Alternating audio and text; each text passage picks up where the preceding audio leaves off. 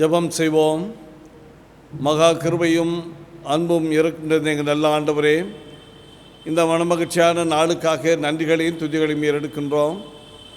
ஆண்டவருடைய பெரிதான கிருபையினாலே மற்றொரு கர்த்தருடைய நாளில் நாங்கள் உம்மை நோக்கி பார்க்க ஆண்டவர் கொடுத்த இந்த மாபெரும் கிருபைக்காக நன்றி. இந்த நாளின் வழிபாட்டை நீர் ஆசீர்வதிக்க வேண்டும்படியாக ஜெபிக்கிறோம். நாங்கள் பாடுகின்ற பாடல், வாசிக்கின்ற வேத பகுதி, உம்மை குறித்தான தியானம் எங்களுக்கு பயனுள்ளதாக அமைய நாங்கள் ஜெபிக்கிறோம். மீதியான நேரத்தை ஆண்டவருடைய கருத்துக்களை அர்ப்பணிக்கின்றோம். ஆசீர்வதியும். இயேசுவின் நாமத்திலே கேட்கிறோம் எங்கள் நல்ல பிதாவே, ஆமேன். காலை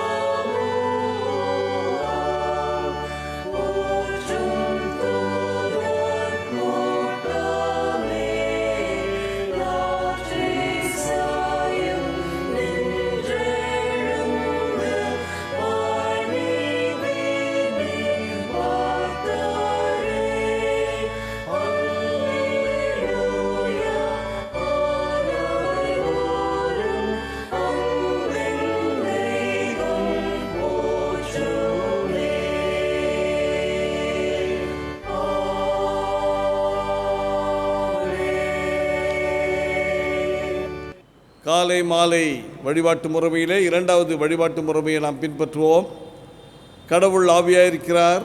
அவரை தொழுது கொள்கிறவர்கள் ஆவியோடும் உண்மையோடும் அவரை தொழுது கொள்ள வேண்டும். நம்முடைய பிதாவாகிய கடவுளாலும் கர்த்தராகிய இயேசு கிறிஸ்தினாலும் உங்களுக்கு கிருபையும் சமாதானம் உண்டாவதாக. இது கர்த்தர் உண்டு பண்ணின நாள், இதிலே களி கூர்ந்து மகிழ கடவோம். கடவுள் ஒளியாக இருக்கிறார். அவரில் எவ்வளவு வேண்டும் இருள் இல்லை.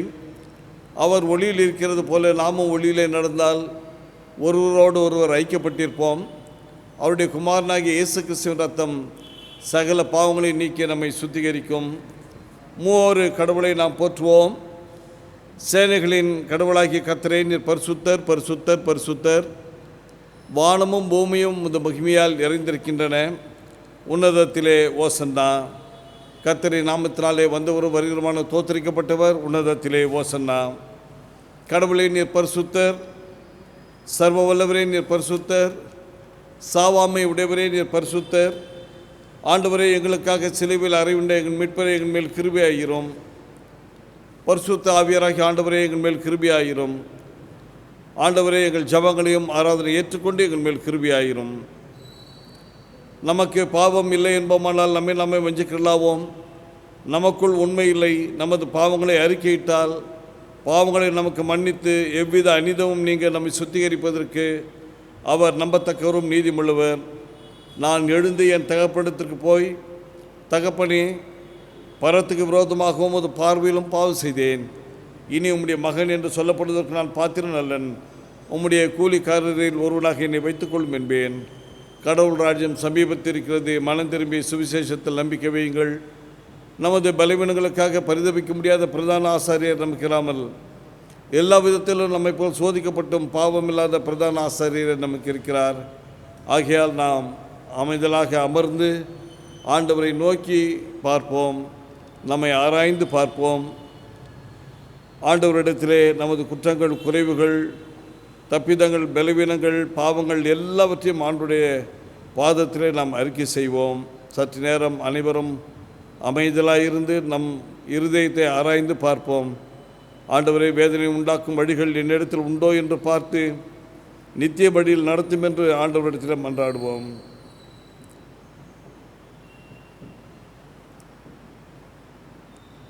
சர்வ வல்லமுள்ள கடவுளிடத்தில் நாம் நமது பாவங்களை மனத்தாழ்மையாக அறிக்கை செய்வோம். யாவரும் சேர்ந்து செல்வோம். சர்வ வல்லமையும் மிகுந்த இரக்கமுள்ள பிதாவே, தப்பி போன ஆடுகளைப் போல நாங்கள் உம்முடைய வழிகளை விட்டு வழுவி அலைந்து போனோம். எங்கள் இருதயத்தின் யோசனைகளுக்கும் விருப்பங்களுக்கும் மிகவும் இணங்கி நடந்தோம். உமது பரிசுத்த கற்பனைகளுக்கு விரோதமாய் குற்றம் செய்தோம்.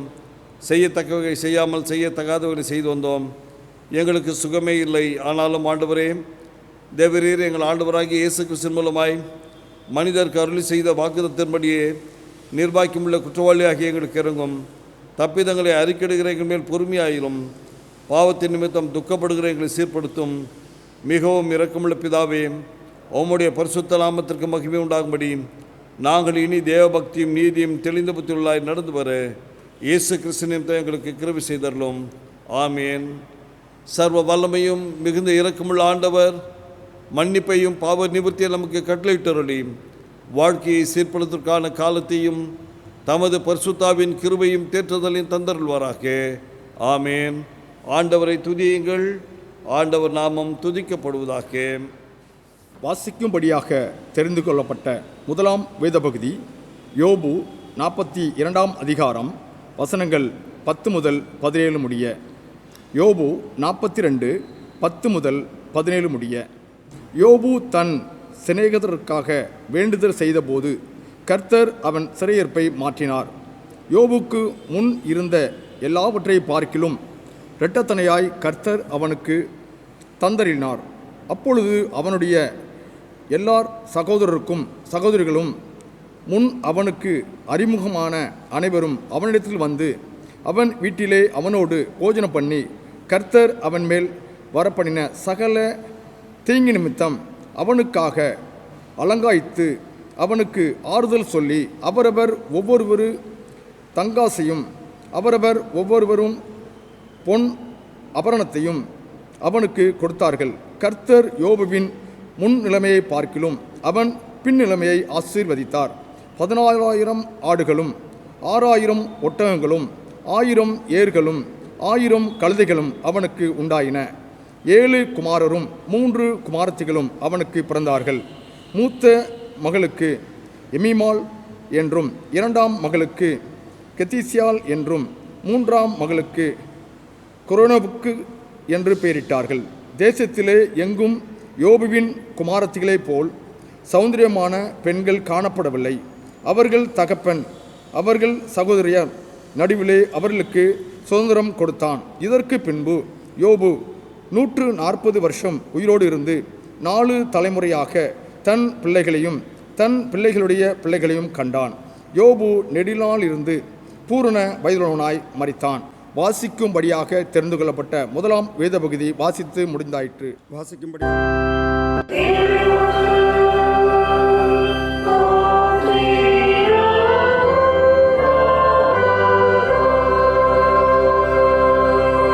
வாசிக்கும்படியாக கொடுக்கப்பட்ட 2ஆம் வேத பகுதி அப்போஸ்தலர் எழுதின நடபடிகள் 16ஆம் அதிகாரம் வசனங்கள் 16 முதல் 18 முடிய.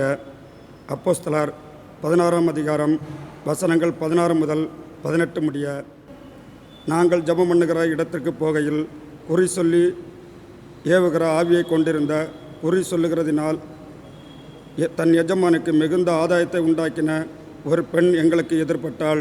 அவள் பவுலையும் எங்களையும் பின்தொடர்ந்து வந்து, இந்த மனுஷன் உன்னதமான தேவனுடைய ஊழியக்காரர், ரட்சிப்பின் வழியை நமக்கு அறிவிக்கிறவர்கள் என்று சத்தமிட்டாள். இப்படி அநேக நாள் செய்து கொண்டு வந்தாள். பவுல் சினங்கொண்டு திரும்பி பார்த்து, நீ இவளை விட்டு புறப்படும்படி இயேசு கிறிஸ்துவின் நாமத்தினாலே உனக்கு கட்டளையிடுகிறேன் என்று அந்த ஆவியுடனே சொன்னான். அந்நேரமே அது புறப்பட்டு போயிற்று. வாசிக்கும்படியாக கொடுக்கப்பட்ட 2ஆம் வேத பகுதி வாசித்து முடிந்தாயிற்று. இந்த நாள்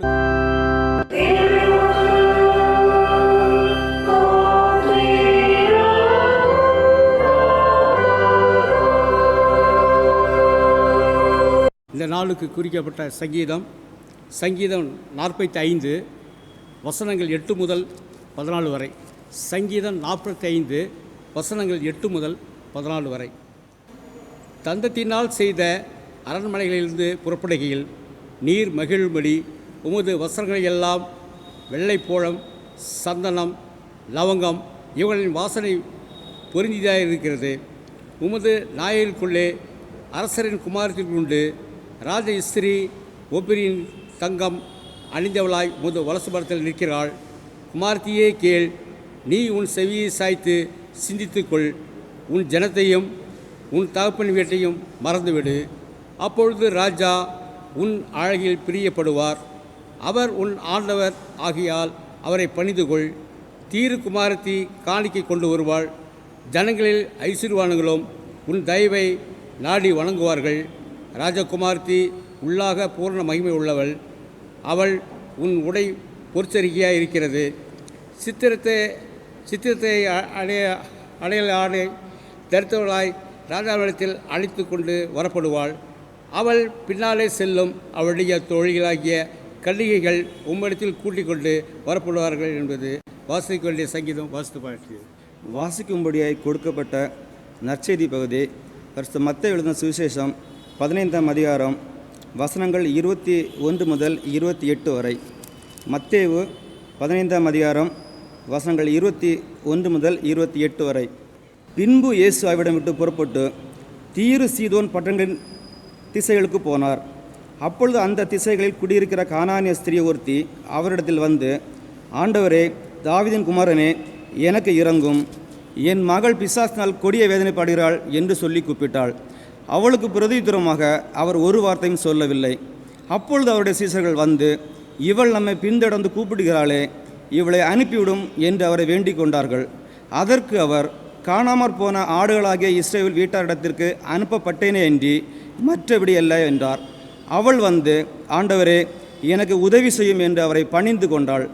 அவர் அவளை நோக்கி, பிள்ளைகளின் அப்பத்தை எடுத்து நாய்க்குட்டிகளுக்கு போடுகிறது நல்லதல்ல என்றார். அதற்கு அவள், மெய்தான் ஆண்டவரே, ஆயிலும் நாய்க்குட்டிகள் தங்கள் எஜமான்கள் மேஜையிலிருந்து விழும் துணிக்கைகளை தின்னுமே என்றாள்.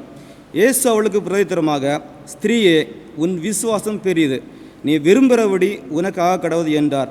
அந்நேரமே அவள் மகள் ஆரோக்கியமானாள் என்பவளை. வாசிக்கும்படியாய் கொடுக்கப்பட்ட நற்செய்தி பகுதியை வாசித்து முடிந்தாயிற்று.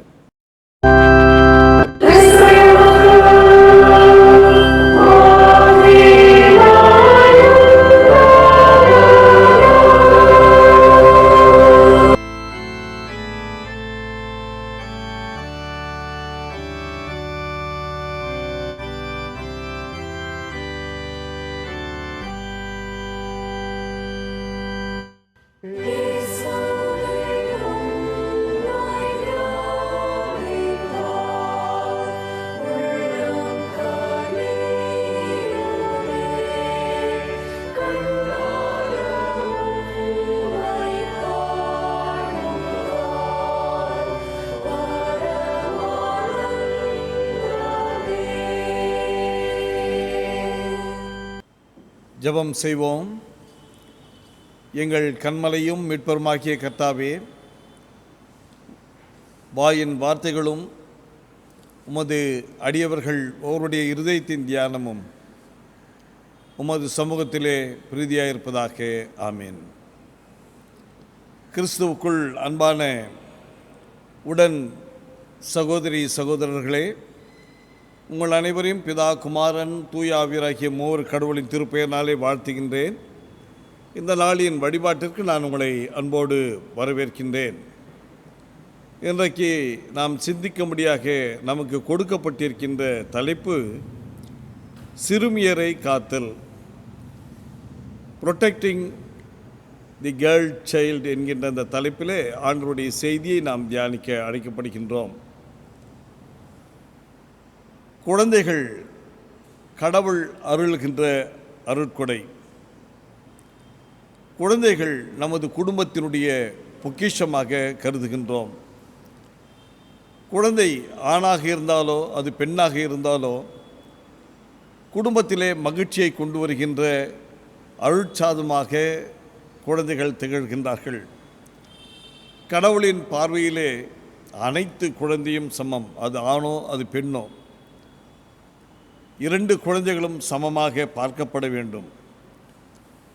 குறிப்பாக இன்றைய காலகட்டத்திலே ஆண் பிள்ளைகள் போற்றப்படுவதும் பெண் பிள்ளைகள் நிராகரிக்கப்படுவதும் வழக்கமாக இருக்கின்ற ஒரு சமூக அமைப்பிலே நாம் வாழ்ந்து கொண்டிருக்கின்றோம். அநேக விழிப்புணர்வுகள் வந்தபொழுது அநேக மக்கள் தங்களுடைய தவறை உணர்ந்து பெண் சிறார்களுக்கு முக்கியத்துவம் கொடுத்து அவர்களை எல்லா விதத்திலும் முன்னேற்றுகின்ற ஒரு நிலைமையும் நாம் காணுகின்றோம். ஆனாலும் இன்னும் அநேக பெண் சிறார்கள், குழந்தைகள் அவர்களுக்கு பெற வேண்டிய கல்வி, அவர்களுக்கு கொடுக்க வேண்டிய வாய்ப்புகள் வழங்கப்படாமல் இருக்கின்ற ஒரு சூழல். குறிப்பாக பிள்ளைகளுக்கு தேவையான, அதாவது பெண் பிள்ளைகளுக்கு தேவையான கல்வி, அடிப்படை சுகாதார தேவைகள் மற்றும் சுதந்திரம், உரிமைகள் இவைகளெல்லாம் மறுக்கப்படுகின்ற ஒன்று. ஏன் வீட்டிலேயும் வெளியிலேயும் அச்சமின்றி வாழ முடியாத ஒரு சூழல், எந்த நேரத்தில் என்ன நிகழும் என்கின்ற ஒரு அச்சத்தோடு வாழ்ந்து கொண்டிருக்கின்ற ஒரு சூழல். பிள்ளைகளுக்கு வீட்டிலே கூட பாதுகாப்பு இல்லாத ஒரு நிலைப்பாட்டிலே இன்றைய சமூகம் போய்கொண்டிருக்கின்றது. பள்ளியிலே செல்கின்ற பொழுது பெண் சிறார்களுக்கு ஏற்படுகின்ற அவல நிலைகளை இந்த நாட்களிலே நாம் கண்டு கொண்டிருக்கின்றோம். அங்கேயும் அவர்களுக்கு பாதுகாப்பு இல்லாத ஒரு சூழல். ஆக இப்பேற்பட்ட ஒரு சூழல் இன்றைக்கு நமது மத்தியிலே நிகழ்ந்து கொண்டிருப்பதினாலே இந்த பெண் பிள்ளைகளுக்கான ஒரு கரிசனையை மக்கள் மத்தியிலே ஏற்படுத்த வேண்டும். அந்த பெண் பிள்ளைகளுக்கு ஒரு பாதுகாப்பை இந்த சமூகம் தர வேண்டும். அந்த சிறுமியர்களை நாம் பாதுகாக்க வேண்டும் என்கின்ற ஒரு சிந்தையை ஏற்படுத்துவதற்காகத்தான் இன்றைக்கு சிறார்களை, பெண் சிறார்களை காக்க வேண்டும் என்கின்ற தலைப்பிலே நாம் ஆண்டவருடைய செய்தியை தியானிக்க இருக்கின்றோம்.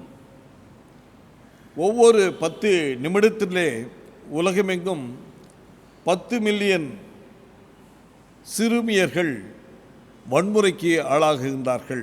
ஏதோ ஒரு விதத்திலே வன்முறைக்கு ஆளாகின்றார்கள்.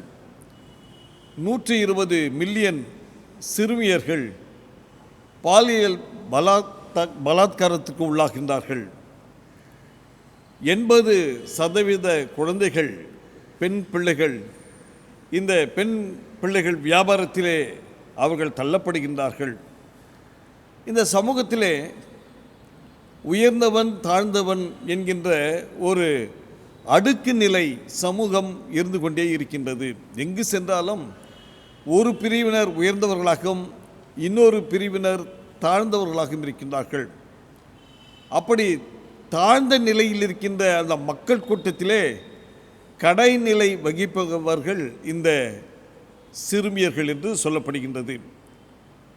140 மில்லியன் பிள்ளைகள், இந்த சிறுமியர்கள் சிறு வயதிலே அவர்கள் திருமணத்திலே அவர்கள் தள்ளப்படுகின்றார்கள். ஏதோ குடும்ப சூழலில் நிமித்தமாக மட்டுமல்ல, அதிகபட்சமாக இந்த பண விஷயத்திலே ஃபினான்ஷியல் காம்ப்ரமைஸ் என்று சொல்லுகின்ற அந்த விதத்திலே அந்த பிள்ளைகள் இந்த சிறு வயதிலே அவர்கள் திருமணத்திற்கு தள்ளப்படுகின்றார்கள். பணத்திற்காக வயது முதிர்ந்தவரை திருமணம் செய்து கொள்ள நிர்பந்திக்கின்ற ஒரு சூழலை நாம் இன்றைய சமுதாயத்திலே நாம் கண்டு கொண்டிருக்கின்றோம். ஆக இப்பேற்பட்ட ஒரு நிலையிலிருந்து ஒரு மாற்றத்தை கொண்டு வருவதற்காக உலகம் எங்கும் பல முயற்சிகள் எடுக்கப்படுகின்றன. குறிப்பாக அக்டோபர் மாதம் 11ஆம் நாளை international day of girl child என்று நாம் அனுசரிக்கின்றோம். இந்தியாவிலே ஜனவரி மாதம் 24ஆம் தேதியை பெண் சிறுமியர்கள் தினமாக நாம் இதை அனுசரிக்கின்றோம். இதனுடைய நோக்கம் பிள்ளைகள் கல்வி, அடிப்படை உரிமை, சுதந்திரம் இவைகளெல்லாம் அவர்களுக்கு வழங்கப்பட வேண்டும். பெண் சிறார்களுக்கு கலை, தற்காப்பு கலை, இன்னும் வாழ்விலே முன்னேறுவதற்கான கலைகளை அவர்களுக்கு பயிற்றுவிக்க வேண்டும் என்கின்ற சிந்தையோடு கூட இந்த பெண்கள் சிறார் தினமாக அது கருதப்படுகின்றது. குடும்பத்திலே பிள்ளைகளுக்கு முக்கியத்துவம் வழங்க வேண்டும், அவர்களை மதிக்க வேண்டும். அது மட்டுமல்ல, அவர்களுக்கு உரிமைகள் வழங்க வேண்டும் என்கின்ற அளவிலே அந்த தினத்தை மையப்படுத்தி பெண் சிறார்களை எப்படியாகிலும் வாழ்விலே முன்னுக்கு கொண்டு வர வேண்டும் என்ற அந்த சிந்தனையோடு அந்த நாளை நாம் அனுசரித்து கொண்டிருக்கின்றோம். இந்த பெண் பிள்ளைகள் ஏதோ ஒரு சமுதாயத்தில் ஒரு நிலையில் இருக்கின்றார்கள் என்பது மட்டுமல்ல, நாம் காணுகின்ற இந்த பெண் பிள்ளைகள் எதற்காக அவர்கள் இந்த சமூகத்திலே ஒரு அடையாளமாக இருக்கின்றார்கள், ஒரு பிரதிநிதியாக இருக்கின்றார்கள் என்றால், பாதுகாப்புக்காக தவித்து கொண்டிருக்கின்ற ஒரு மக்கள் கூட்டம் இன்றைக்கு சமுதாயத்தில் இருக்கின்றது. ஐயோ, எங்களை பாதுகாக்க, எங்களுக்கு ஏதாவது செய்யுங்கள், நாங்கள் பத்திரமாக இருக்க வேண்டும் என்று ஏக்க குரலை கொடுத்து கொண்டிருக்கின்ற அந்த மக்கள் கூட்டத்தின் ஒரு பிரதிநிதியாகத்தான் இந்த பெண் சிறார்கள் இருக்கின்றார்கள். ஆகவே தேவை, அதிலேயும் உயிர் வாழ்வதற்கான ஒரு பாதுகாப்புக்காக அபய குரலை இடுகின்ற அந்த மக்களின் பிரதிநிதியாக இந்த சிறார்கள் இருக்கின்றார்கள் என்றால் அது மிகையாகாது.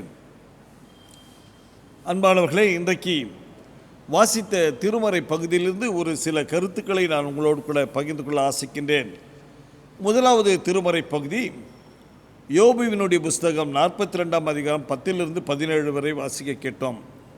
இந்த பகுதி ஆண்டவர் மறுபடியுமாக யோபுவை ஆசீர்வதித்த, அவருக்கு செல்வ சிறப்புகளை மறுபடியுமாக வழங்கின அந்த நிகழ்ச்சியை குறிக்கின்ற ஒரு பகுதியாக இருக்கின்றது.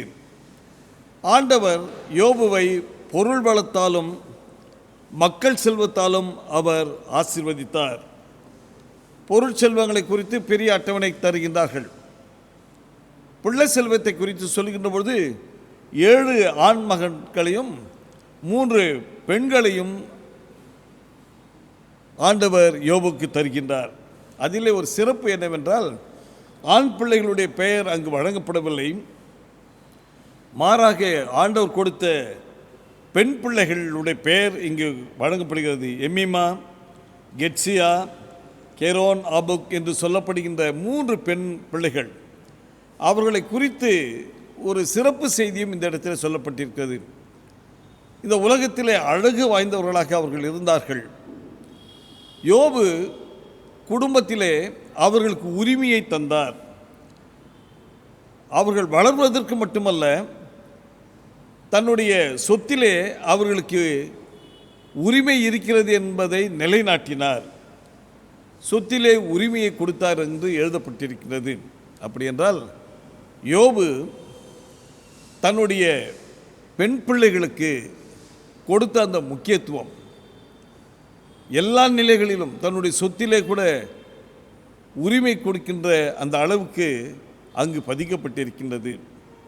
இன்றைய நிலையிலேயும் கடவுள் பெண் பிள்ளைகளை குடும்பத்தில் கொடுக்கின்றார் என்றால், பெண் பிள்ளைகள் குடும்பத்தில் இருப்பதே ஒரு அழகு. பெண் பிள்ளைகள் இல்லாத ஒரு வீடு அவ்வளவு அழகாக இருக்காது. ஆனால் எந்த இல்லத்திலே பெண் குழந்தைகள் இருக்கின்றதோ அந்த இல்லத்திற்கே அழகு சேர்க்கின்றவர்கள் அந்த பிள்ளைகள்.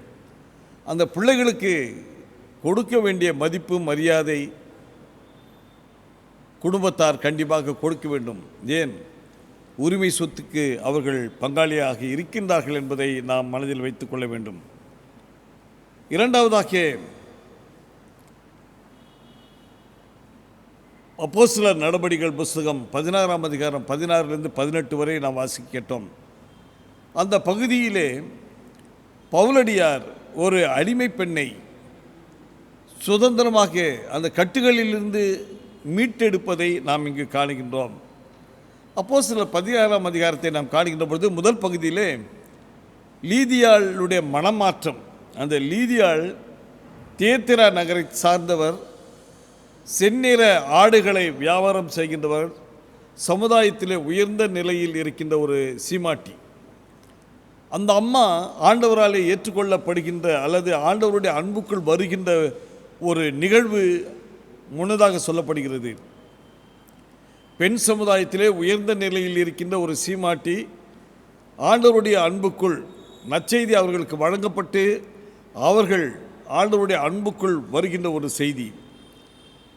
இன்றைய செய்தி அதே பெண் நிலையிலே மிக கீழ்த்தட்டு நிலையில் இருக்கின்ற ஒரு அடிமை பெண், அதிலேயும் சிறுமி, தன்னுடைய எஜமானுடைய கட்டுப்பாட்டிலே இருக்கின்ற ஒரு சிறுமி விடுவிக்கப்படுகின்ற ஒன்று, கடவுளுடைய அன்புக்குள் வரவழைக்கின்ற அந்த பெண்ணை குறித்து சொல்லுகின்ற பொழுது அந்த பெண் சமுதாயத்திலே ஒரு கடைநிலை பெண்ணாக, அடிமை பெண்ணாக, சுதந்திரம் இல்லாத ஒரு பெண்ணாக இருந்தாள் என்று சொல்லப்பட்டிருக்கின்றது. அந்த பெண் குறி சொல்லுகின்ற ஒரு பெண்ணாக இருந்தாள். வேறு விதத்தில் சொல்ல வேண்டுமென்றால் மனநிலை பாதிக்கப்பட்ட பெண் என்று சொல்லுகின்றார்கள். அதாவது அவளுக்கென்று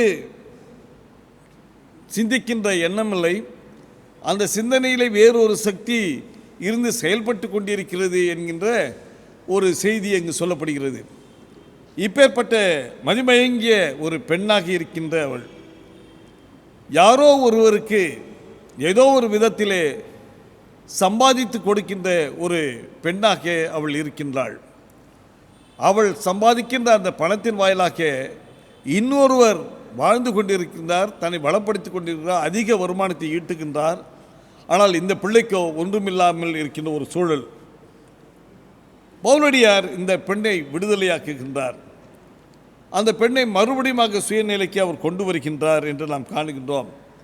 இதன் வாயிலாக அந்த எஜமானனுக்கு மிகுந்த வருமான குறைவு ஏற்பட்டது என்று திருமறை சொல்லுகின்றது. அன்பானவர்களே, இன்றைய சூழலில் நாம் இந்த நிகழ்வை ஒப்பிட்டு பார்க்கின்ற பொழுது அநேக இடங்களிலே பெண் பிள்ளைகள் வியாபார பொருளாக மாறிக்கொண்டிருக்கிறார்கள். நான் சொன்னேனே, 80% சிறு பெண்கள் இந்த டிராஃபிக் என்று சொல்லப்படுகின்ற அந்த வியாபாரத்திலே அவர்கள் ஈடுபடுத்தப்படுகின்றார்கள். பெண்கள் வியாபாரமயமாக்கப்படுகின்றது. பெண் சிறார்களை வைத்து பணம் சம்பாதிக்கின்ற ஒரு அவல நிலை. நாம் சில நேரத்திலே சாலைகளிலே போக்குவரத்து நெரிசல் இருக்கின்ற அந்த இடத்திலே பெண் பிள்ளைகள் பிச்சை எடுப்பதை நாம் காணுகின்றோம். மிக அவலமான ஒரு காரியம் என்னவென்றால், பெற்றெடுத்த பெற்றோர்களே இந்த பிள்ளைகளை இந்த நிலைக்கு தள்ளுகின்ற ஒரு அவல நிலை. சற்று முன் செய்தித்தாளிலே வந்த ஒரு செய்தி, நீதியரசர் வேல்முருகன் அவர்கள் ஒரு தீர்ப்பை அவர் வழங்கினார். சென்னை வியாசர்பாடியை சேர்ந்த ஜெயா என்ற பெண்ணும் அவரோடு சேர்ந்த இருவர்கள், இந்த ஜெயா என்கின்ற அந்த பெண்மணி தன்னுடைய மகளை 15 வயது நிரம்பிய அந்த மகளை விபச்சாரத்திலே தள்ளினாள். 10 ஆண்டு காலம் அந்த அம்மாவுக்கு சிறை, 7 ஆண்டு காலம் அந்த பெண்ணோடு கூட தொடர்பு கொண்ட நபர்களுக்கு சிறைவாசம். இதை எதிர்த்து அவர்கள் மேல்முறையிட்டு விடுதலை பெற்றார்கள். மறுபடியுமாக நீதியரசர் வேல்முருகன் அந்த வழக்கை விசாரித்து அவர்களுக்கு கொடுத்த அந்த தண்டனையை உறுதி செய்தார். ஜெயா என்கின்ற அந்த தாயாருக்கு 10 ஆண்டு கால சிறை, இருந்த 2 நபர்களுக்கு 7 ஆண்டுகள் சிறை. ஏன் இதை சொல்லுகின்றேன் என்றால், பெற்றெடுத்த அந்த பெண் பிள்ளையை வளர்த்து ஆளாக்கி அந்த பிள்ளையினுடைய வாழ்வை கண்டு ரசிக்க இருக்கின்ற அந்த அம்மா அந்த பெண்ணை சிறு வயதிலே விபச்சாரத்திலே தள்ளினாள். ஒரே காரணம், ஏதோ வருமானத்தை ஈட்ட வேண்டும் என்கின்ற ஒரு சிந்தையோடு. இன்றைக்கு பல சூழல்களில் இந்த இளம் சிறு பிள்ளைகள், பெண் பிள்ளைகள் இப்பேற்பட்ட ஒரு அவல நிலைக்கு தள்ளப்படுகின்றார்கள். குடும்பத்தினுடைய தேவைக்காக, வருமானத்திற்காக பாடி திரிந்து படித்து வளம் பெறுகின்ற இந்த வயதிலே இப்பேற்பட்ட ஒரு அவல நிலைக்கு தள்ளப்படுகின்ற ஒரு சூழலை நாம் காணுகின்றோம். அன்பானவர்களே, இது ஒரு சாதாரண ஒரு பிரச்சனையாக நாம் எடுத்துக்கொள்ளக்கூடாது. நமது குடும்பத்திலே ஆண்டவர் கொடுத்த அந்த சிறுமிகள் எப்படிப்பட்ட ஒரு நிலையில் இருக்கின்றார்கள், எப்பேற்பட்ட ஒரு நிலைப்பாட்டிலே அவர்கள் இருக்கின்றார்கள் என்பதை நாம் காண, அந்த பிள்ளைகளை நமது சொந்த ஆதாயத்திற்காக தவறான விதத்திலே நாம் பயன்படுத்துகின்றோமா என்கின்ற ஒரு கேள்வியை நாம் எழுப்ப கடமைப்பட்டிருக்கின்றோம். 3வது திருமறை பகுதி மத்தேயு 15ஆம் அதிகாரம் 21 - 28 வரை. இந்த திருமறை பகுதியை நாம் நன்கு அறிவோம். ஒரு கானானிய பெண், சிரோபினிக்கா நாட்டை சேர்ந்த ஒரு புறஜாதியான ஒரு பெண், ஆண்டவராகிய இயேசு கிறிஸ்துவினிடத்திலே தன்னுடைய மகளுக்காக பரிந்து பேசுகின்ற அல்லது தேவையோடு வந்து நிற்கின்ற ஒரு பெண்ணை காணுகின்றோம். அந்த பெண்ணோடு கூட ஆண்டவராகிய இயேசு கிறிஸ்து சம்பாஷிக்கின்றார். அந்த சம்பாஷணையை நாம் நன்கறிவோம். நாய்க்குட்டி என்று ஆண்டவர் இயேசு கிறிஸ்து பயன்படுத்துகின்ற ஒரு பகுதியாக அது இருக்கின்றது. ஆனாலும் ஆண்டவராகிய இயேசு கிறிஸ்து அந்த அம்மாவினுடைய சிந்தையை உணர்ந்து, அந்த அம்மாவினுடைய விசுவாசத்தை உணர்ந்து, அந்த அம்மாவினுடைய ஏக்கத்தை, தவிப்பை உணர்ந்து அந்த சிறு பிள்ளையை குணமாக்குகின்ற அந்த நிகழ்ச்சி. இந்த நிகழ்ச்சியை நாம் இன்றைய தலைப்போடு கூட நாம் ஒப்பிட்டு பார்க்கின்ற பொழுது, அந்த கானானிய பெண்ணுடைய மகள் பேய் பிடித்தவளாக இருக்கின்றாள், கொடுமைக்கு உள்ளானவளாக அவள் காணப்படுகின்றாள். இப்பேற்பட்ட நிலையில் இருக்கின்ற இந்த பெண்ணை எப்படியாகிலும் சுகம் பெற வேண்டும் என்கின்ற ஒரு தவிப்பு, தன்னாலான எல்லா முயற்சிகளையும் அந்த அம்மையார் எடுக்கின்றார். எந்த விதமான பலனும் இல்லாத ஒரு சூழலில் அவள் இயேசுவை தெரிந்து கொண்டு, இயேசு தன்னுடைய ஊருக்கு வந்திருக்கின்றார் என்பதை அறிந்து, அவரிடத்திலே நிச்சயமாக என்னுடைய மகளுடைய எதிர்கால வாழ்வு கிடைக்கும் என்கின்ற எண்ணத்தோடு கூட வருவதை நாம் இங்கு காணுகின்றோம். வெகு எளிதாக அந்த அம்மையார் வந்துவிடவில்லை. வெகு எளிதாக அந்த அம்மையார் ஆண்டவராகிய இயேசு கிறிஸ்துவினிடத்திலிருந்து அந்த சுகத்தை தன் மகளுக்கு பெற்றுத்தரவில்லை. மிகப்பெரிய தடைகளை தாண்டுகின்றார். தொடர்ந்து இயேசுவை பின்தொடர்ந்தே வருகின்றார். அவருடைய குரல் கேட்கப்படாத ஒரு குரலாக மாறுகின்றது. திருமறையை படிக்கின்ற பொழுது ஆண்டவராகிய இயேசு கிறிஸ்து அந்த அம்மாவினுடைய குரலை கேட்டு அமைதலாக இருந்தார் என்று சொல்லப்பட்டிருக்கின்றது. எந்த அளவுக்கு சீடர்கள் வந்து இயேசுவினிடத்திலே அந்த அம்மா தொந்தரவு செய்து கொண்டிருக்கின்றார்கள் என்று சொல்லுகின்ற அளவிலே ஆண்டவராகிய இயேசு கிறிஸ்து அமைதி காக்கின்றார். செவி கொடுக்காதவரை போல அந்த இடத்திலே அது காணப்படுகின்றது. ஆனாலும் அந்த அம்மையார் விடவில்லை. எப்படியாகிலும் என்னுடைய பெண் குழந்தைக்கு சுகம் பெற வேண்டும் என்கின்ற எண்ணத்தோடு வருகின்றார். இயேசுவோடு கூட நடைபெறுகின்ற அந்த உரையாடலை நாம் காணுகின்ற பொழுது, பிள்ளைகளுக்குரியதை நாய்க்குட்டிகளுக்கு போடலாமா என்று சொல்லுகின்றார். ஒருவேளை யூதர்களை சுட்டி காட்டுகின்ற வகையிலே, அவருடைய மனப்பாங்கை சுட்டி காட்டுகின்ற வகையிலே ஆண்டவராகிய இயேசு கிறிஸ்து இந்த வார்த்தையை அவர் பயன்படுத்தியிருக்கலாம். உங்களை யூதர்கள் நாய்களாக மதிக்கின்றார்கள் என்பதை கூறுவதன் மூலமாக யூதர்களுக்கு ஒரு சாட்டை அடி தருகின்றார். ஆனாலும் இந்த அம்மா அவற்றையெல்லாம் பொறுத்து கொண்டு, தன்னை நாய்க்குட்டிகள் என்று சொன்னாலும் பரவாயில்லை, நாய்களாக நாங்கள் மதிக்கப்பட்டாலும் பரவாயில்லை, எப்படியாகிலும் தாவீதின் குமாரனாகி நீர் எனது மகளுக்கு சுகத்தை தர வேண்டும் என்கின்ற ஒரு அபயக்குரலை ஏற்படுகின்றார். இந்த அம்மையாரினுடைய கதறுதல் மிக மிக முக்கியமானது. அதுவும் எப்பேற்பட்ட ஒரு கதறுதல், தேவைக்கான ஒரு கதறுதல், அங்கலாய்ப்போட ஒரு கதறுதல் இந்த பெண்மணி ஏற்படுத்துகின்றார்கள். எப்படியாகிலும் என்னுடைய பெண் வாழ வேண்டும், அவளுடைய எதிர்காலம் நல்லதாக அமைய வேண்டும், அவளுடைய உயிருக்காக அந்த அம்மையார் அபயக்குரலை ஏறெடுக்கின்றார்கள், கதறுகின்றார்கள். ஐயா, என் பிள்ளை வாழ வேண்டும், என்னுடைய சிறு குழந்தை வாழ வேண்டும், இவள் பெண் பிள்ளை, இவளுடைய எதிர்காலம் இப்படியே இருந்தால் இவளுடைய எதிர்காலம் என்னாகும் என்கின்ற ஒரு ஏக்கத்தோடு தவிப்போடு ஆண்டவராகிய இயேசு கிறிஸ்துவை நோக்கி அவள் கதறுகின்றாள். அன்பானவர்களே, இன்றைக்கும் அநேக தாய்மார்களுடைய கதறுதல் தன்னுடைய பெண் குழந்தைகளுக்காக இருக்கிறது என்பதை நாம் உணர வேண்டும். இன்றைக்கும் அநேக தாய்மார்கள் தங்களுடைய பெண் குழந்தையினுடைய பாதுகாப்புக்காக, வாழ்வுக்காக இந்த குரலை எழுப்பிக் கொண்டிருக்கின்றார்கள். முகலிவாக்கத்திலே நடைபெற்ற ஒரு நிகழ்ச்சி, சிறுமி கொல்லப்பட்ட ஒரு நிகழ்ச்சியை நாம் இன்னும் மறந்துவிடவில்லை. சற்று முன் செய்தியிலே நாம் கேட்டோம், பள்ளிக்கு சென்ற ஒரு +2 மாணவி பள்ளியிலே கொடுக்கப்பட்ட அந்த பாலியல் தொந்தரவுக்காக தன்னுடைய உயிரை மாய்த்து விட்டார். வாழ வேண்டிய ஒரு பெண். பிற்காலத்தில் அந்த பெண் மிகப்பெரிய ஒரு உயர்ந்த நிலைக்கு வந்திருக்கலாம். ஆனாலும் ஒரு பாதுகாப்பு இல்லாத ஒரு அவல நிலைக்கு தள்ளப்பட்ட ஒரு சூழலை நாம் இங்கு காணுகின்றோம். இன்றைக்கு அநேக பெற்றோர்களுக்கு இருக்கின்ற ஒரு பெரிய பதபதைப்பு, என்னுடைய பெண் பிள்ளைகள் ஒரு பாதுகாப்பிலே இருக்கின்றார்களா, செல்லுகின்ற பள்ளியிலே என்னுடைய பெண் பிள்ளைகள் பாதுகாப்பாக இருக்கின்றார்களா, வெளியே செல்கின்ற பொழுது என்னுடைய பெண் பிள்ளைகள் பாதுகாப்பாக இருக்கின்றார்களா என்கின்ற ஒரு மிகப்பெரிய ஒரு கதறுதல் இன்றைக்கு பெற்றோர்கள் மத்தியிலே இருக்கிறது என்பதை நாம் மறந்துவிடக்கூடாது. ஆண்டவராகிய இயேசு கிறிஸ்து இதை கேட்டுக்கொண்டிருக்கின்றார். ஏதோ ஒரு தேவைக்காக மட்டுமல்ல,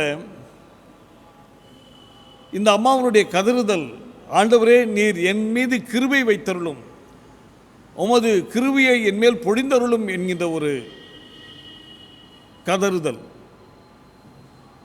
இன்றைக்கு இந்த சமூகத்திலே அநேக கோரிக்கைகள் வைக்கப்படுகின்றன, அநேக தேவைகளுக்கான கோரிக்கைகள் வைக்கப்படுகின்றன. அதில் மிக முக்கியமான ஒரு கோரிக்கையாக நாம் எடுத்துக்கொள்ள வேண்டியது இந்த பெண் பிள்ளைகளுடைய வாழ்வு, இவருடைய உயிருக்கான உத்தரவாதம், இவருடைய கல்விக்கான உரிமைகள். இந்த நிலையை பெண்கள் பெற்றுக்கொள்ள வேண்டும் என்கின்ற ஒரு குரல் இன்றைக்கும் ஒலித்து கொண்டே இருக்கின்றது. அன்பானவர்களே, வாழ வைக்க வேண்டிய பெற்றோர்களே, இந்த குழந்தைகளை சாகடிக்கின்ற ஒரு நிலையை நாம் காணுகின்றோம். நேற்றைய தினத்திலே பார்த்த ஒரு செய்தி, மகேஸ்வரி என்கின்ற ஒரு பெண் குழந்தை, 10 வயது சிறுமி, தனது தந்தையினாலே மண்ணெண்ணெய் ஊற்றி கொளுத்தப்பட்டு இறந்த செய்தியை நாம் கேட்டோம். பெண் பிள்ளை அது சாப்பிட வேண்டிய வயதிலே அதற்கு பெற வேண்டியதை பெற முடியாமல், அதற்கு காரணம் சொல்லப்படுகிறது, பேக்கரியில் ஒரு தின்பண்டத்தை அந்த பிள்ளை எடுத்து சாப்பிட்டது. பெரிய குற்றம் செய்யவில்லை. ஒருவேளை அந்த பெற்றோர் பிள்ளைக்கு கொடுக்க வேண்டியதை கொடுத்திருந்தால் அந்த என் பிள்ளை அந்த செய்யப்பது. பெற்றோர்கள் தங்களுடைய பொறுப்பை நிராகரித்ததினாலே ஏதோ ஒரு குறைபாட்டை வைத்து பெண்ணுடைய உயிரியை எடுத்துவிட்ட ஒரு அவல நிலையை நாம் காணுகின்றோம். அந்தோணிராஜ் என்று சொல்லப்படுகின்றவர் பனங்குடி காவல் கிணறு என்கின்ற அந்த இடத்திலே இந்த சம்பவம் நடைபெற்றதாக நாம் அறிகின்றோம்.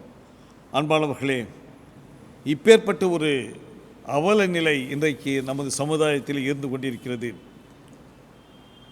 இதே நிலையில்தான் அந்த அம்மையார், கானானிய பெண், தன்னுடைய மகளுடைய உயிருக்காக, வாழ்வுக்காக, எதிர்காலத்திற்காக ஆண்டவருடைய அருளை தேடி அவர் கதறுகின்றாள்.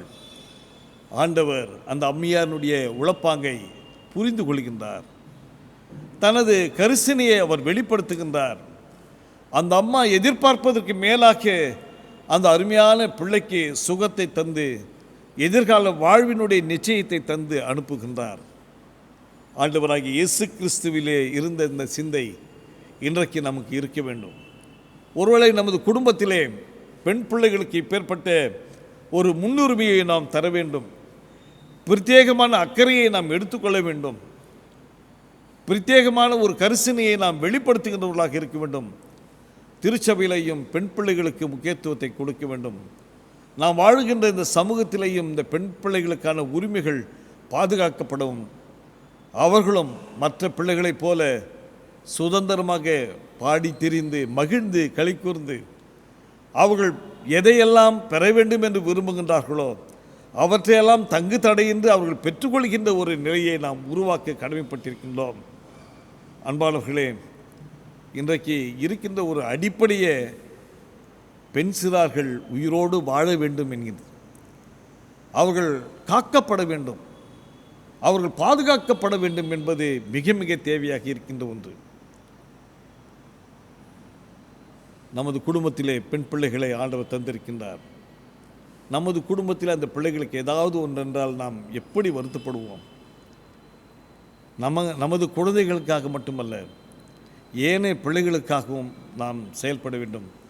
இயேசுவானவர் ஏதோ நான் காணாமல் போன இஸ்ரவேல் மக்களுக்காக நான் எனது கிருபையை அருட்கொடையை தருவதற்காக வரவில்லை, மாறாக யூதர் அல்லாத புரஜாதியராகிய கானானிய பெண்ணாகிய உம்மது பிள்ளைக்கும் எனது அருட்கொடை இருக்கிறது என்கின்ற சிந்தையோடு கூட அவர் செயல்பட்டார்.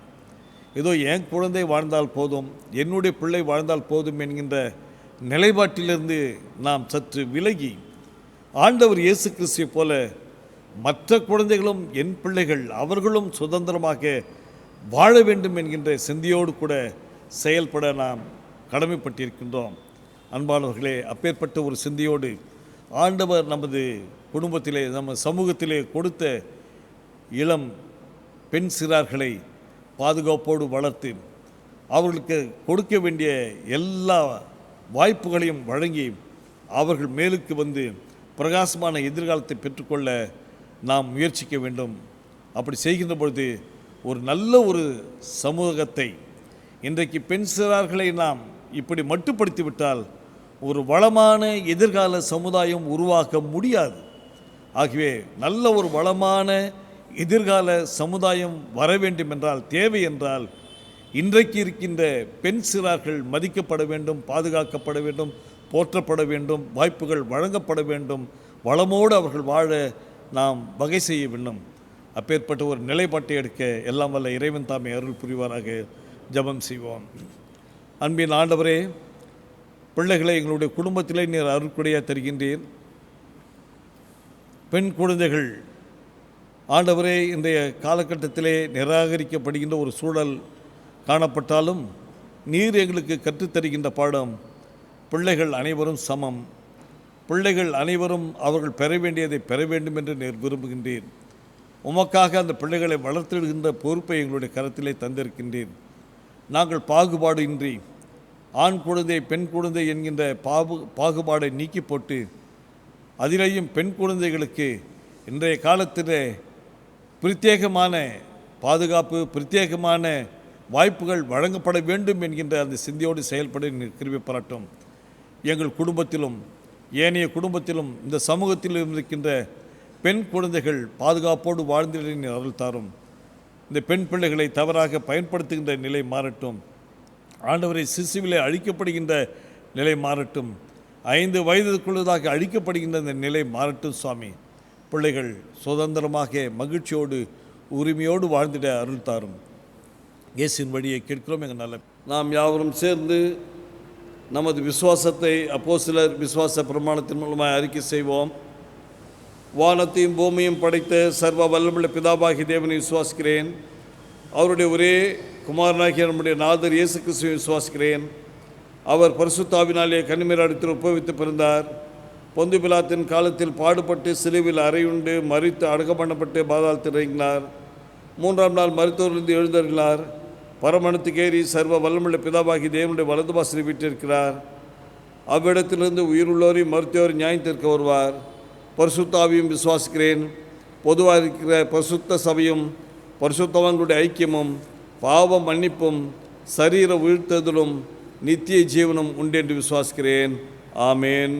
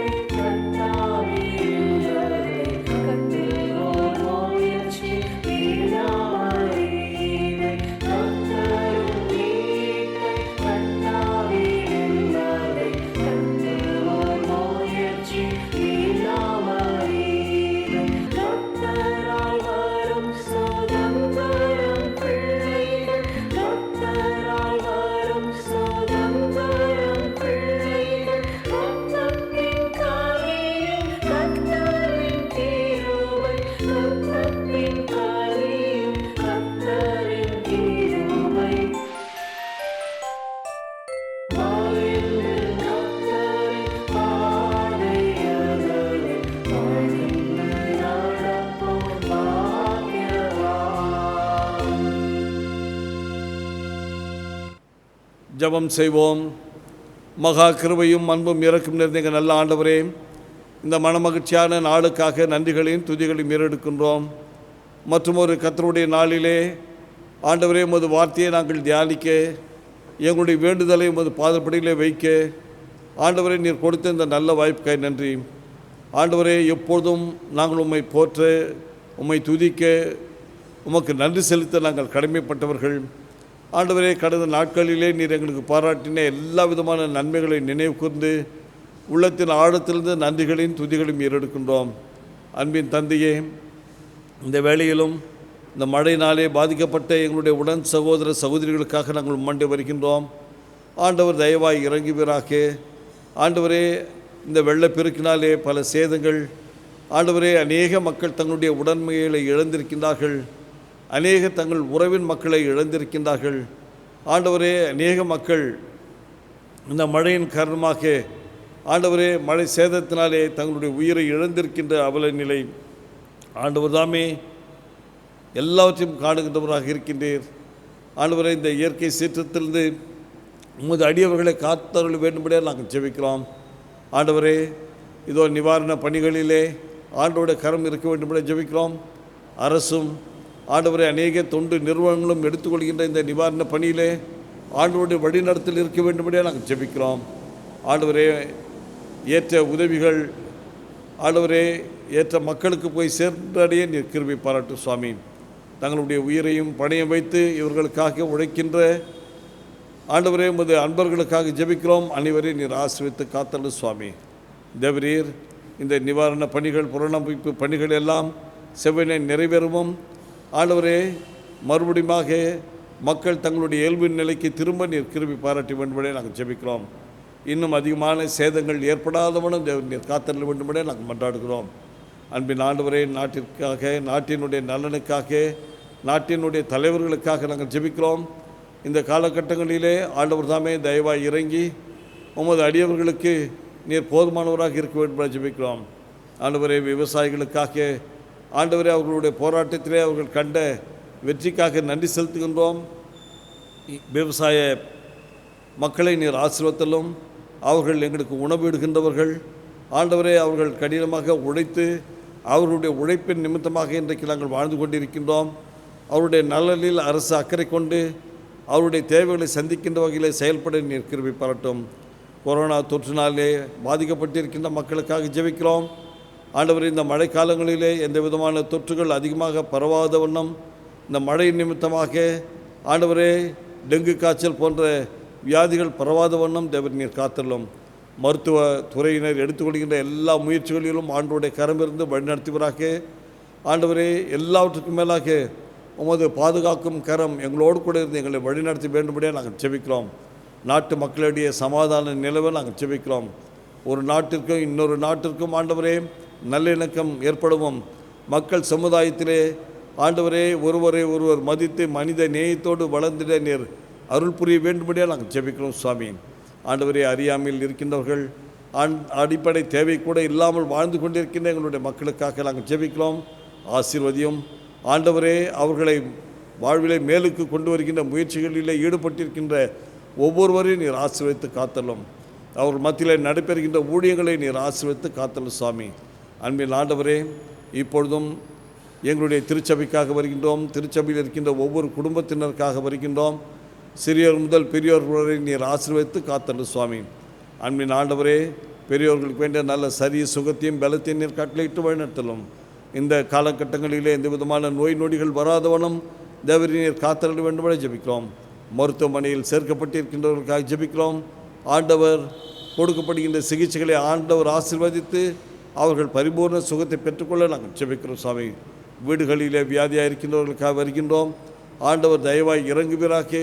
உமது திருக்கரத்தினாலே தொடுவீராக. எடுத்துக்கொள்கின்ற மருந்து உணவுகளை ஆசீர்வதிப்பீராக சுவாமி. அவர்களும் பரிபூர்ண சுகத்தை பெற்றுக்கொள்ள நீர் அருள் புரிய வேண்டுமென ஜெபிக்கிறோம். வாலிப பிள்ளைகளுக்காக ஜெபிக்கிறோம். ஆசீர்வதித்தலும். ஆண்டவரை, வாலிப நாட்களிலே சிருஷ்டிகரை நினை என்கின்ற வண்ணமாக அவர்கள் உம்மை சார்ந்து வாழ்ந்து நீர் வைத்திருக்கின்ற அந்த ஆசீர்வாதத்தை பெற்றுக்கொள்ள நீர் கிருபை பாராட்டும். பெற்றோருக்கும் உமக்கும் கீழ்ப்படிதல் உள்ள பிள்ளைகளாக அவர்கள் வாழ்ந்திட நீர் கிருபை பாராட்ட வேண்டும் என்று ஜெபிக்கிறோம். சிறு பிள்ளைகளுக்காக ஜெபிக்கிறோம். பிள்ளைகளை நீர் ஆசீர்வதித்தலும். பிள்ளைகளுக்கு வேண்டிய நல்ல பாதுகாப்பை நீ தர வேண்டும்படியே நாங்கள் ஜெபிக்கிறோம். பிள்ளைகள் கர்த்தராலே போதிக்கப்பட்டிருக்க ஜெபிக்கிறோம். பிள்ளைகளுக்கு நல்ல ஞானத்தை தாரும், தெய்வ பக்தியை தாரும், ஒழுக்கத்தை தாரும், நல்ல திறமைகளை நீ தாரும். பிள்ளைகள் பிற்காலத்தில் சிறந்து விளங்கிய குடும்பத்திற்கும் சபைக்கும் சமுதாயத்திற்கும் பயனுள்ள மக்களாக விளங்க நீர் அருள் புரிய வேண்டும்படியே நாங்கள் ஜெபிக்கிறோம். சுவாமி, அன்பின் ஆண்டவரே, இன்றைய நாட்களிலே இந்த சிறார்களுடைய ஆண்டவரே உயிரை, உடைமைகளை, அவர்களுக்கு இருக்கின்ற உரிமைகளை காக்க வேண்டும் என்கின்ற அந்த செய்தியை நாங்கள் கேட்டோம். எங்கள் குடும்பத்திலே நீர் கொடுத்திருக்கின்ற பிள்ளைகளுக்காக நன்றி. இந்த சமுதாயத்தில் இருக்கின்ற அனைத்து குழந்தைகளுக்காக நன்றி செலுத்துகின்றோம். சுவாமி, அநேக பிள்ளைகள் நல்ல பாதுகாப்பிலே, நல்ல ஆலோசனையிலே, பராமரிப்பிலே வளர்க்கப்படுகின்றன. அநேக பிள்ளைகள் அடிப்படை வசதி கூட இல்லாமல், பராமரிப்பு இல்லாமல், அன்புக்காக ஏங்கிக் கொண்டு தவித்து கொண்டிருக்கின்ற பிள்ளைகளை நாங்கள் காணுகின்றோம். அவர்களோடு கூட எங்களுடைய அன்பை நாங்கள் பகிர்ந்து கொள்கின்ற வகையிலே, அவர்கள் மீது கரிசனை கொள்கின்ற வகையிலே நாங்கள் வாழ்ந்திட, செயல்பட்டிட நீர் அருள் புரியும். பிள்ளைகளும் வளர்ந்து பிற்காலத்தில் சிறந்து விளங்க, அவர்களும் இந்த நாட்டிலே ஆண்டவரே எல்லா அடிப்படை உரிமைகளையும் பெற்று வளர்ந்திட நீர் அருள் புரிய வேண்டும்படியே நாங்கள் ஜெபிக்கிறோம். சுவாமி, தொடர்ந்து நீர் காத்தருளும், வழிநடத்தும், ஆசீர்வதியும். அன்பின் ஆண்டவரே, பிள்ளைகளுக்கு நல்ல ஞானத்தை தந்து கல்வியிலே அவர்கள் வளர்ந்து ஆண்டவரை பிற்காலத்தில் சிறந்து விளங்க நாங்கள் ஜெபிக்கிறோம். இந்த பிள்ளைகளுடைய நலனுக்காக அரசுகள் எடுத்துக்கொள்கின்ற எல்லா முயற்சிகளிலும் ஆண்டோடைய கரம் இருக்கட்டும். அவர்களுக்கு பாதுகாப்பை தாரும். சுவாமி, அன்பின் ஆண்டவரே, அநேக குடும்பத்திலே நீர் கொடுத்த அருமையான பிள்ளை செல்வங்களுக்காக நன்றி செலுத்துகின்றோம். நல்ல பிரசவத்தை கண்டடை செய்ததற்காக நன்றி செலுத்துகின்றோம். ஆண்டவரை, தாயும் குழந்தையும் நீர் பிரித்தெடுத்த தயவுக்காக நன்றி. இன்னும் பிரசவத்திற்கென்று இருக்கின்ற அருமையான சகோதரர்களே ஆண்டோடைய கருத்துக்களை அர்ப்பணிக்கின்றோம். ஏற்ற வேளையிலே தாயும் குழந்தையும் நீர் பிரித்தெடுத்து நாங்கள் உங்களுக்கு நன்றி செலுத்த நீர் அருள் புரியும். சுவாமி, அன்பின் ஆண்டவரே, இப்பொழுதும் பிறந்த நாளை காணுகின்றவர்கள், திருமண நாளை காணுகின்ற தம்பதியரை ஆண்டோடைய கருத்துக்களை அர்ப்பணிக்கின்றோம். ஆசீர்வதித்தலும் வருகின்ற ஆண்டு அவருடைய வாழ்விலே புதிய ஏற்றத்தையும் உயர்வையும் கொண்டு வருகின்ற ஆண்டாக அமைந்திட நீர் அருள் புரியும். சுவாமி, அநேக பிள்ளைகளுக்கு திருமண ஆண்டவரே ஆயத்தம் செய்வதற்கு நீர் கிருபை பாராட்டினீர். இன்னும் ஆண்டவரே, திருமணமாகாமல் இருக்கின்ற வாலிப பிள்ளைகளுக்கு ஜெபிக்கிறோம். நல்ல பிரகாசமான எதிர்காலத்தை நீர் அவருக்கு வழங்கும். வேலையில்லாத பிள்ளைகளுக்கு நல்ல ஒரு வேலையை நீர் கட்டளையிடும். சுவாமி, வெளிநாட்டில் வாழ்ந்து கொண்டிருக்கின்றவர்களுக்காக ஜெபிக்கிறோம். ஆசீர்வதியும். அவர்களுடைய பாதுகாப்புக்காக ஜெபிக்கிறோம். ஆண்டவர் தாமே பாதுகாவலராக இருந்து வழுத்தும். திருச்சபையினுடைய தேவைகள், குறிப்பாக வருகின்ற நாட்களிலே திருச்சபையில் நடைபெற இருக்கின்ற எல்லா ஊழியங்களையும் நீர் ஆசீர்வதித்தல். சுவாமி, தேவரீர் பிறப்பின் பண்டிகையை நாங்கள் கொண்டாட ஆயத்தப்படுகின்ற வேளையிலே உண்மையான கிறிஸ்து பிறப்பின் மகிழ்ச்சியை நாங்கள் ஏழை எளிய மக்களோடு கூட பகிர்ந்து கொள்கின்ற வகையிலே செயல்பட நீர் அருள் புரிய வேண்டும்படியாக நாங்கள் ஜெபிக்கிறோம். சுவாமி, ஆண்டவரை தொடர்ந்து திருச்சபையாரை ஆண்டவருடைய கருத்துக்களை அர்ப்பணிக்கின்றோம். திருச்சபையினுடைய தேவைகளை நீ சந்தியும். திருச்சபையினுடைய தலைவர்களுக்காக, ஆயர்களுக்காக, மிஷினரிமார்களுக்காக ஜெபிக்கிறோம். ஒவ்வொருவரையும் நீர் ஆசீர்வதித்து காத்தலும். சுவாமி, எங்கெல்லாம் அது ஊழியம் நடைபெறுகிறதோ அந்த இடத்திலெல்லாம் ஆண்டோடைய அனுக்கிரகம் இருக்க வேண்டும்படியாக நாங்கள் ஜெபிக்கிறோம். சுவாமி, தொடர்ந்து நீர் காத்தலும் வழிநடத்தும். சுவாமி, அன்பின் ஆண்டவரை மீண்டும் ஒரு முறை கூட எங்கள் அனைவரையும் தாழ்த்தி ஆண்டோடைய திருக்கருத்துக்களை நாங்கள் அர்ப்பணிக்கின்றோம். ஆசீர்வதியும், காத்தருளும். இயேசுவின் நாமத்தில் கேட்கிறோம் எங்கள் நல்ல பிதாவே, ஆமீன். யாவரும் சேர்ந்து சொல்வோம். பரமண்டலத்திற்கு எங்கள் பிதாவே, உம்முடைய நாமம் பரிசுத்தப்படுவதாக, உம்முடைய ராஜ்யம் வருவதாக, உம்முடைய சித்தம் பரமண்டலத்தில் செய்யப்படுவது போல பூமியிலேயும் செய்யப்படுவதாக. அன்றொன்றுள்ள அப்பத்தென்று எங்களுக்கு தாரும். எங்களுக்கு விரோதமாய் குற்றம் செய்வதற்கு நாங்கள் மன்னிக்கிற போல எங்கள் பாற்று மணியும். எங்களை சோதனைக்குள் பிரவேசிக்க பண்ணாமல் தீமை என்று ரட்சித்துக் கொள்ளும். ராஜ்யமும் வல்லமையும் மகிமையும் என்னடிக்க முடிவுகளே, ஆமீன். நம்முடைய ஆண்டவராகிய இயேசு கிறிஸ்துடைய கிருபை, பிதாவாகிய தேவனுடைய அன்பு, பரிசுத்த ஆவியாருடைய ஐக்கியம் நம் அனைவரோடும், நமது குடும்பங்களோடும், நமது திருச்சபையோடும் இன்றும் என்ற சதாக்காலம் தங்கியிருப்பதாக.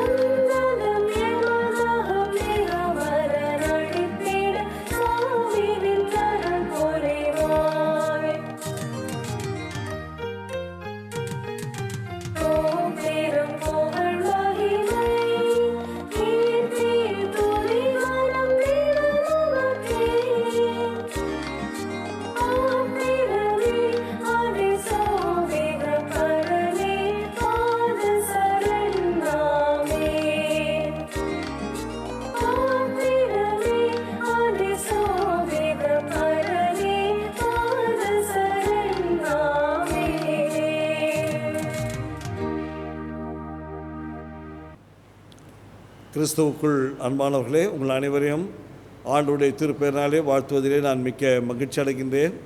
ஆண்டவர் இந்த மழைக்காலங்களிலே நம்மை அவரது சட்டைகளின் மறுவிலே காத்தமைக்காக நன்றி செலுத்துகின்றேன். தொடர்ந்து திருச்சபையார் கவனமாக இருக்கும்படியாக அன்போடு வேண்டுகின்றேன். மழையினாலே பாதிக்கப்பட்ட மக்களுக்கு உங்களால் முடிந்த உதவிகளை நீங்கள் இருக்கின்ற இடத்திலே நீங்கள் செய்யும்படியாக அன்போடு கேட்டுக்கொள்கின்றேன். ஆண்டவருடைய ஆசீர்வாதம் உங்களோடு கூட இருப்பதாக. மீண்டும் நாம் சந்திக்கின்ற வரை உங்கள் அனைவருக்கும் ஆண்டவருடைய திருப்பெயரினாலே எனது வாழ்த்துக்கள் தெரிவிக்கின்றேன். கர்த்தர் உங்களோடு இருப்பாராக, அவர் உமது ஆவியோடு இருப்பாராக. சமாதானத்தோடு போக கிடுவோம். கர்த்தருடைய நாமத்தினாலே ஆமீன்.